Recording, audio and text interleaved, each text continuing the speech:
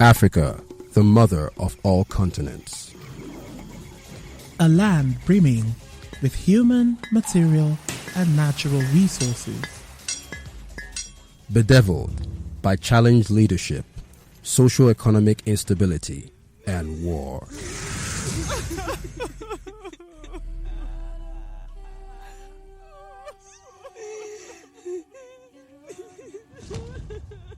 In the midst of the chaos, there exists a group of individuals and organizations working to rewrite this narrative.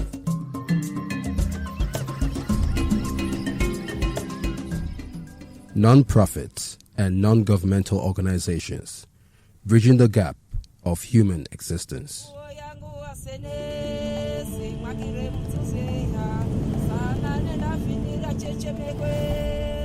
Telling stories about the third sector.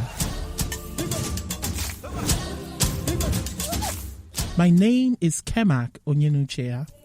Join me at 1300 hours West African time every Monday and Thursday on Africa Business Radio as I bring to you the success stories as well as the challenges faced by non-profit organizations in Africa and the individuals who run them.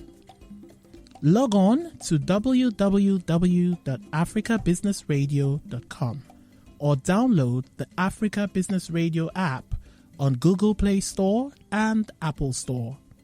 The third sector on Africa Business Radio, towards a profitable Africa.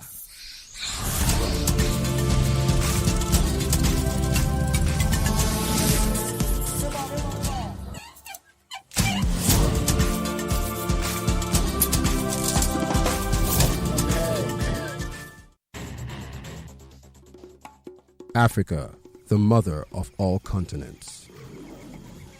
A land brimming with human, material, and natural resources. Bedeviled by challenged leadership, socio-economic instability.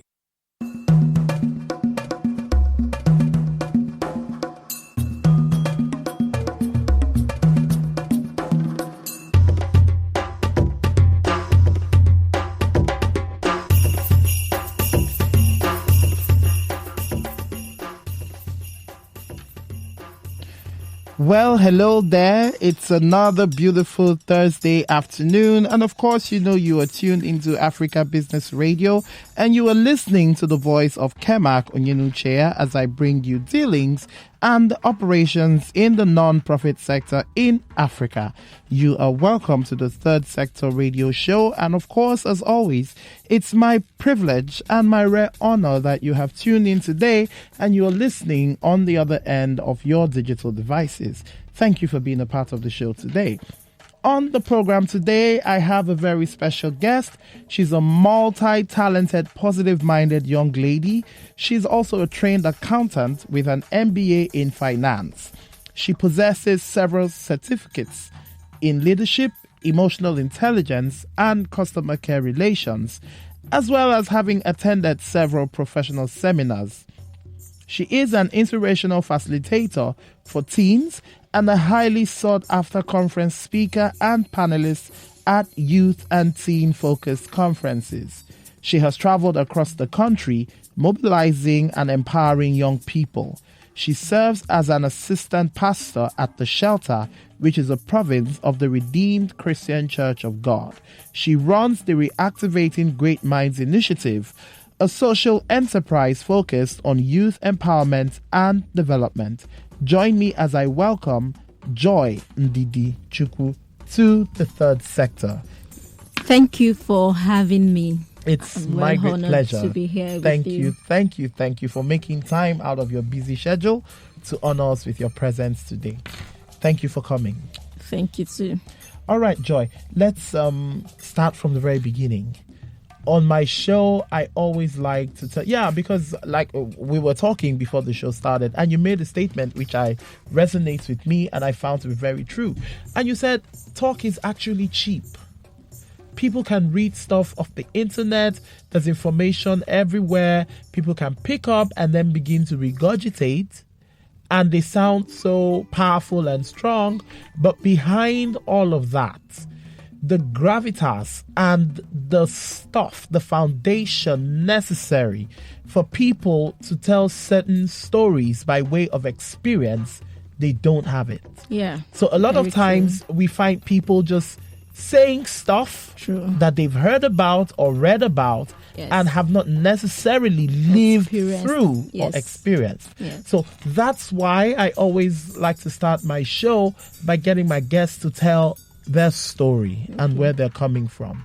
Now, of course, I've known you all your life, and I know, your level of focus, your passion, your dedication. I have seen you set your mind to goals and, against all odds, achieve those goals and some. But I want you to help our listeners understand where you're coming from. Okay. And tell us your backstory. Okay. My name, as you mentioned, is Chukwu Joy Ndidi, popularly known as Joy Ndidi. Growing up was really, really interesting and filled with life lessons and practical path to which I can share and has helped me to be where I'm at today. Early in life, as you know, we lost our father, family of seven because plus my mom, we are 6 siblings and I'm the second. And we lost him quite early in life. I don't think I was up to like 9 or 10 as at then. And so this process made me see so many things, one of which is from my mommy. She became like a double-legged somebody who sat up to responsibilities that she never thought she could handle and never planned for intentionally. Nobody prays for death. Nobody hopes for death. And most times we don't even prepare for it. All right. When they tell us to write will, we are even praying and pleading the blood of Jesus on it. But there are things that just happens in life. And so watching her really taught me a lot in life, how to, take charge and be responsible, because I had younger ones that were also looking up to me, even if I have an elder one as well. And this also made me to have this independent mind of making things happen and going around sorting out things. In terms of this, I can relate it to when I just finished secondary school. I had to, instead of sitting around waiting for admission, I took up the job of teaching to impact life and get paid along the line. And so I was able to be to that level, at that stage, at that age, financially stable then, and as well impacting life, which I enjoyed very well. I learned so many things in the course of, that journey through life. And I also had wonderful support team. I still have them. I had cousins that were doing fine, were responsible, and I also had people I could also look up to, people that are chasing their dreams and meeting each one each time. And so you see people, ahead of you that are doing things, and you look at yourself, you say, okay, yes, I know I have a reason to be on earth. I have an impact to make, and these are people that are making it. How can I go about mine? And it makes life easier for you because you now know the angle of, independence, you know the angle of, mentorship and everything. All these together drives me into who I am today, because I want to also see people coming from behind me and being able to stand firmly in what is right, not only right, that are able to fend for themselves and, also do it responsibly. Right. So many people want to opt out to the easier thing, doing what is wrong. But seeing my mommy take up that responsibility of, like 2 parents, like father and mother, made me to understand that, okay, how about me that don't have any responsibility? I can be better. Then school has been something I really love, because I feel that we have to have a background to get what we want. And I remember when my mates were, getting any, when you're looking for admission, they'll give you any course, you hop at it. Right. I didn't really do that because I knew what I wanted. Like, even if I didn't exactly get exactly what I wanted to study, I went for something related to it. And that is why I went for accounting and finance. And so it was a wonderful experience. Right. So just for the sake of asking, what exactly was it that you wanted to study? 2 things. Economy or computer engineering. And I remember telling you not to study economics. Very clearly. I remember you said that the economists, they are like, they are under accountants. Accountants are on top of economics because accountant can decide how things can be. Right. Like, I remember all those things, and you see, that is why we have people like you. Wonderful, thank you. All right, now you have this great book, Don't Blow Your Chances. Yes. Can you tell us now, first of all, the name of the book is quite unique. You know, it's more like it comes at you like a warning, like a slap across the face. First of all, I don't want to, jump the gun, but can you tell us, first of all, the motivation behind the name or the title of this book? Okay, we all have chances that pops at us each and every time, and we also have a decision to make. No excuses. No, my father is dead, I don't have a mother, I don't have the money, my family are not wealthy. There is no excuses. Each time we wake up to life, we have an opportunity to harness something, to hold on to something. It might not be financial, it can be emotional, it can be moral, and this thing lies within our power to take. Nobody is going to push them at us. Nobody is going to enforce us, to take them. But we see them and we jump at it, knowing that we have a target and it will lead to our destination. So majorly, this book is addressing both young people, the youth, and parents as well. As parents, we also have, things that we can do that can detriment the future of our children. And so we have a chance not to blow that opportunity of being a parent and being a good one. Right. Some people are doing assignment that God has not called them to. Wasting time and effort, telling them to concentrate on the children that God has blessed them with. And for the youth too, not to think that they can be young forever. Wow. So whatever thing you're doing plays out in your future. So don't write yourself a present check that you know that you will not be willing to cash in the future. Wow, that's really deep. That's really deep. Now, I know this book, unlike so many others that I've read, and I have read quite a number of books, actually employed the adage of using one stone to kill so many birds. Because there's a part of this book that addresses the young people. Yes. And there's a part of this book that is tailored to the parents. Very correct. Very innovative. What gave you this idea? As much as I wanted it to be like a home book. A book that can be in the shelf of a home. Parents can pick, children can pick. And most people that have been buying for their children are parents. After reading, they want to give to their children. So it's something that I want it not to be too, like when you say 2 books, some people might not even read it. Some people might read that of the children and not read that of the parents. And we all grow. It's children that become parents of tomorrow. Right. So this is a handbook that can help you through that process as well.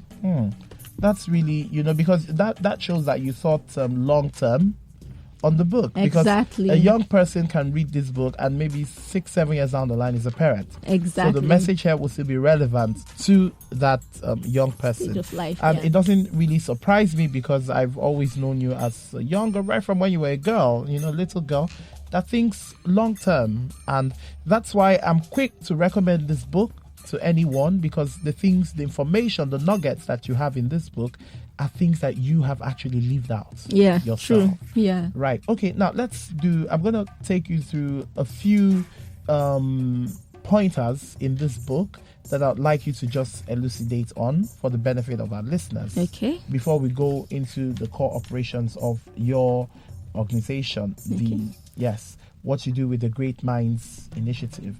Now, you talked about, in the first chapter of this book, you talked about misusing youthful opportunity. Yes. Now, we all know youth is very alluring. And one of the popular adages is that the beauty of youth is their strength. Yeah. How can you prepare the youth of today for the future? Number one, it will start from information. I know a lot of people say information is power, but to me, information that is not used is a power unactivated. Information that is not used is a power unactivated. And so the information we are making, like information is not something that is new to young people. They can check the internet. The thing is getting the right information across to these young people. So if you're asking this question, are you asking from parents' angle or as a youth? What angle? Both angles. Let's look at both angles. Okay, for the youths, every information that you have should pass through to windows. The one you're throwing out, like just like you're doing juice. When you get your fruit, if you're doing plain juice, you have to throw the chaff away while you take the liquid. And so as a young person, whatever information you get from the internet, from your friend, from the church, from wherever, your office, wherever you're getting, you make sure that it is something that is very useful and that you'll be proud of to tell your children, and you can refer your children to go through that line. Right. And so we know that, yes, youth time is the time to have all the fun. Though make sure that the fun are not detrimental to, your future. Or the fun does not have you. I like that remix. Right. Yes, make sure the fun does not have you. Like, we have people who get into political positions today, and we had people who go into political positions today, and they are not able to continue because somebody pulled out their file. And so as a young person, think of it, you might see yourself like, okay, I don't know if I will get there, but just know that anything can happen tomorrow and you'll be in a very fantastic position. Would you like your record if it is being pulled out? Wow. So what are you doing with the information that you have? As a parent, yes, you allow the young people to express themselves. Your duty is to guide them, not necessarily to enforce them, because when you try to enforce, they go gaga, like they just try to take the whole thing off you. Right, because young people, the most effective way to get a young person to not go in a particular direction is to try to run that direction down their throats. That's where they must go. Yes. Right. Yes. So it's great. I'm glad you're talking about the balance on how parents can help their young, children make informed decisions. Yes. So as parents, you have to lead the life, lead it. As in, you don't just say it. They ensure that they are saying something resembling, even if it's not exactly what you're saying, something resembling. Because when they have options to choose, they will go for what you're living. They will not go for what you're saying. Wow. They'll go for what you're living. So you want to ensure that you also help them to rechannel their energy. Most times, youth have so much energy, they don't even know where to focus on. They don't know what to do. Like, you helped me a lot to choose my path of empowering people. I know I've always loved to make people better, but watching you, how you go about you empowering young people, children, catch them young, teachers, girls, women, it shows me the path to follow. Okay, this is how you have to go in terms of not necessarily doing the same thing, but that you have to take practical steps beyond talking. It doesn't end in talking. What are you doing beyond talking? Wow. So as parents, we should also put that into consideration. What are you doing beyond talking? What are your actions? How are you practically guiding them? Are you someone, like I gave an example somewhere in the page in the book where a father told his son, let me help you complete your assignment. And the son said, no, Dad, I can fail it on my own. Oh my word. Why am I giving it to you if I'll still fail it? Let me write what I can and still fail. So as parents, we should ensure that is not our position. Right, and that's really deep, because to a large extent, young people learn not necessarily by what they hear. Yes, but exactly. by what they observe. Yeah. Because human beings, we're creatures of modeling. Yes. We just model ourselves after people and after processes, after situations that we find ourselves exactly, intentionally or not. Because that's why you say something runs in the family. How does it run in the family? You're seeing, these are people you're living with, you're seeing almost every time. So you not say it runs in the family. It's because you're seeing, most especially seeing what an unconscious adoption of, the unspoken traditions and rituals of where you grow. Exactly. Wow, that's deep.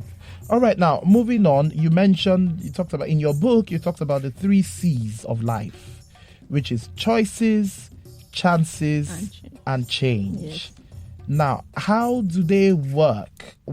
First of all, can you break down the concept of choices, chances, and change as major factors or pillars in the life of a young person? Like the title of the book, as I earlier explained, is like encompassing this path. Choices, we all have choices to take every day. Chances are the things that are being thrown at us. Opportunity. You were mentioning something to me that everything that happens in life happens within a time, and that if you don't catch it at that time, you might never be able to get it again, or you have to wait for another season. And when the next season comes, it might not be the impact you're supposed to make might not be the same that you have made. We had that conversation. You were trying to explain some things to me. That is the chances. So you have to take that choice. That choice is your decision. That's okay. I'm going to hold on to this as it has come now, as I'm seeing it, and make the best use of it for now, for today. I can always improve tomorrow, but not just to neglect and overlook. Right. Now, this decision and this action, that chances, working on that chances is the action you're taking. This is what will now result to change, changing your life, changing your perspective, changing everything. That is why you see two people growing up in the same home and not ending up the same way. Exactly. Like, I listened to somebody saying that a father was a drunkard or he smokes or something, one of the two, and then the two sons grew up. One wasn't smoking, one was smoking, and they asked the one that wasn't smoking, why is it that you're not smoking despite the fact that you saw your father smoked? Right. And he said, because my father smoked, that is why I decided not to smoke. So probably he saw the consequences part of it. But when they asked the one that was smoking, so why is it that you smoke? Is it because my father was smoking, that is why I'm smoking? So probably he saw the other part of it. Okay, since my father can smoke, let me smoke. So those are the, they had something of the same situation. Yes, so those things determine the changes that happens in our life. Wow, that's brilliant. Now, how would you say, what's the best way that young people can, harmonize the choices that they have to make, the chances that come their way? Like you mentioned, those are aspects of our lives that we're not totally in control of, but we have to be alert and, on the lookout, ever prepared, so that when these chances come, we can take advantage of them. And then looking at change. Okay, can you tell us a little bit about change? Because you've spoken about choices and chances. Now let's look at change as a major component in the life of an individual. For the change, I will use my practical example. Like when I started the job I was doing, I started with my diploma in banking and finance because I was still targeting economics. So I started with banking and finance. When I got that job, I don't like to be idle. I've also worked with you in SIG Consult. Right. Yeah, SIG Consult. Yes. So I don't like to be idle. And since you two, you like to be active. So let's follow that path. Right. And so I with my diploma, I was able to, get this job as an accountant, assistant accountant. But of course, we can categorize ourselves because we are looking at the future. We are not calling ourselves by our past name, but we are looking at present, future. Right. And so I took up this job. And by the time I wanted to go back to school to do the full time, I remember the director called me and told me, you say you want to go back? And I was like, yes, and everything. And I said, do you know that you can be working while schooling? If you say you want to go back to full-time, fine. But you don't have the experience that somebody that has been working has. And experience sometimes can beat certificates. If you have the certificate that proves that you can do something and we get you to, do the job, and somebody that doesn't have the certificate but does the job better, you don't expect us to use your paper to pick you over the person. We have to get this job done. Now, that me formed like somewhere a sleeping part of me that I never woke up. And I had to, think it through. I decided, okay, I will do this job while I go to school. Right. And that was why I went for the distance learning to continue my education. Now, I had a choice. I had a chance. The chance was the job I already had at hand and the advice I was given. Right. Now, because I took both, I knew that this was a choice I was going to take. And then I took the advice. My life changed. Look at where I am today. Right. I was able to complete my BSc. I was able to finish my MBA. And I'm still able to do other things in life. So that is the practical, aspect of change. There must be a change. You can't, I'm not the same person. I'm not doing the same things. Definitely so not. My life has actually changed based on the choice and the chances I had. Wow, this is brilliant. And as you're speaking now, it's bringing to my remembrance a lot that happened when the opportunity for this job came. Yes. You remember I told you not to take the job. Yes, you did.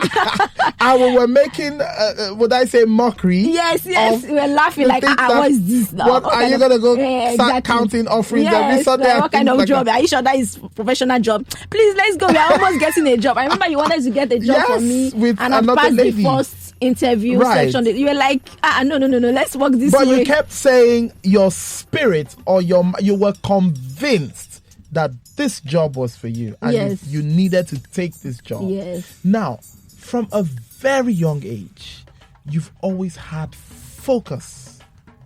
And not just focus, but a kind of deathly strong focus, an idea on how you wanted your life to play out and where you want it to be. Where did you get this from?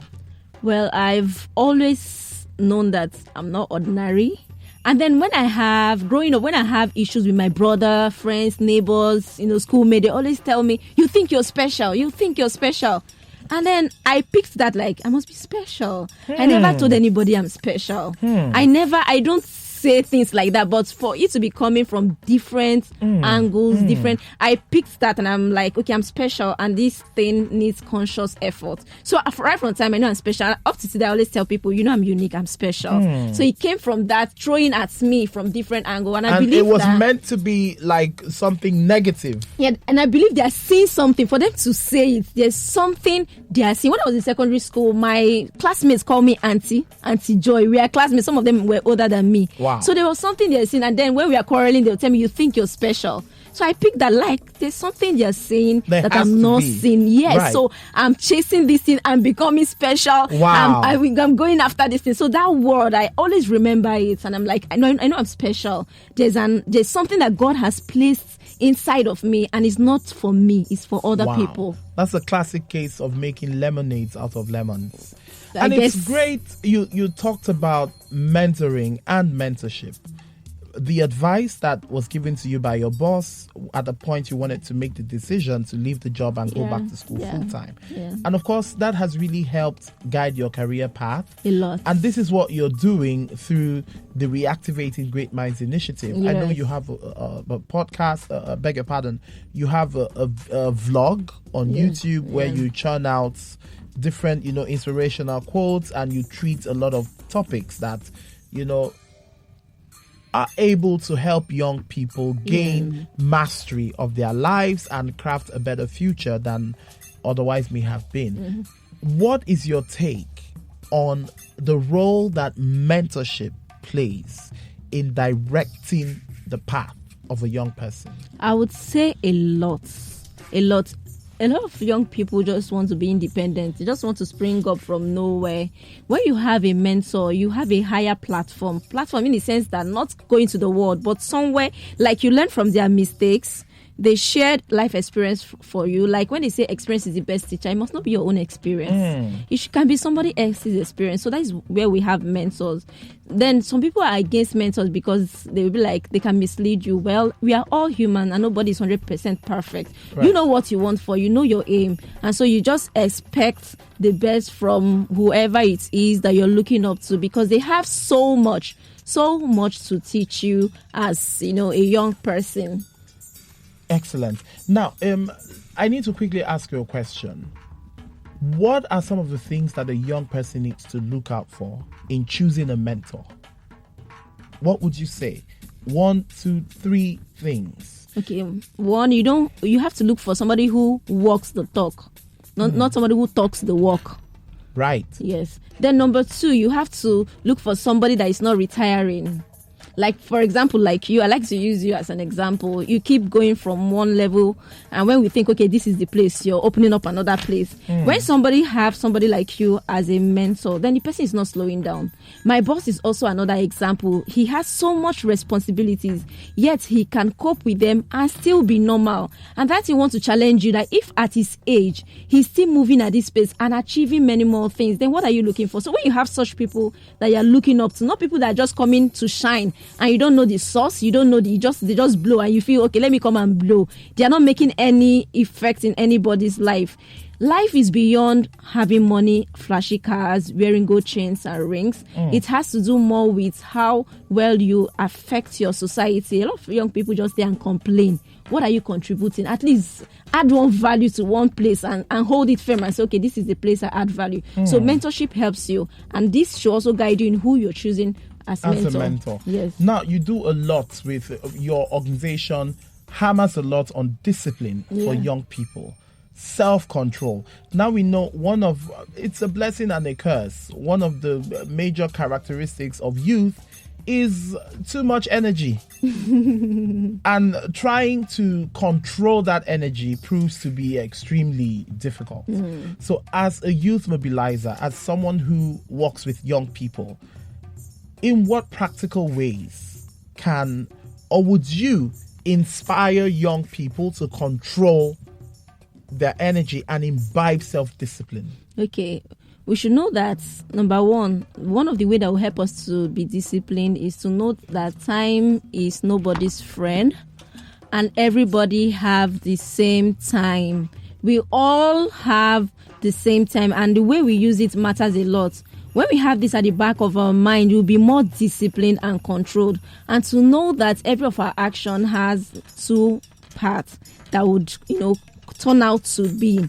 You have to control yourself. You have to be in charge of your emotion. And discipline has to do with you knowing what you want, not following trends. These days, it's easier to follow trends. This is what is raining. Let's move here. This is what is raining. That is not discipline. When you tell yourself, this is what I'm going for, even if, today in 2020, this is what is raining, but it's not moving, it's not heated towards where I'm going, then you have to overlook it. Learn to overlook it and focus on what you're going for, even if it's not trendy. With time, you yourself can even be a trend setter. Wow, that's brilliant. Now, finally, let's look at the role of books and reading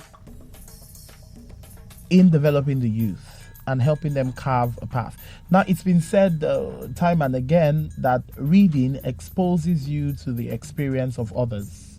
Like you live out the life of other people when you read their books. Yes. What would you say about the reading culture? First of all, in Nigeria, in Africa, how would you analyze, you are an author, how would you analyze the reading culture in this part of the world? Well, I'll say we have to, do better. We don't like reading in this part of the world. It's a bit, how will I put it, dicey. We love to read when it has to do with news that don't add value to our lives. Then we want to read. But when it comes to things that impact us, we shy away from it, like maybe they are too much because everybody's busy doing nothing. But you have to create time for yourself because these are things that will empower you mentally, emotionally, financially. Just use other people's, base to stand, and you'll be starting on a higher ground. So reading is very, very important. Like I knew about Catherine. Is it Catherine Kuma? One thought from Margaret Thatcher. Margaret Thatcher. Sorry, Catherine Kuma has to do with ministry. Yes. Margaret Thatcher is because of you. You read a big book and then you explained to me. I was like, I didn't know so much. So I had to go and start studying to know. So when you read, because you read, you were able to read it to know about it. And then the concept I had about Margaret Thatcher was changed because I was carrying a wrong perspective of her.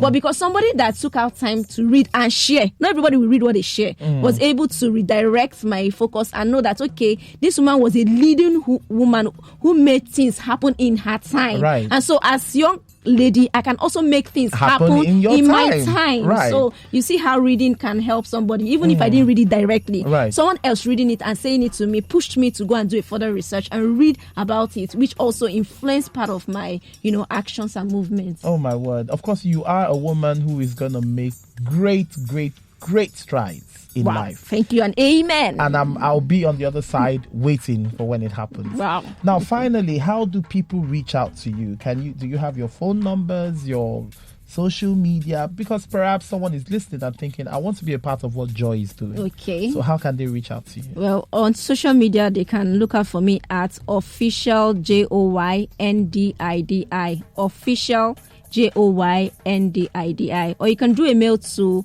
4 JOY NDIDI at gmail.com.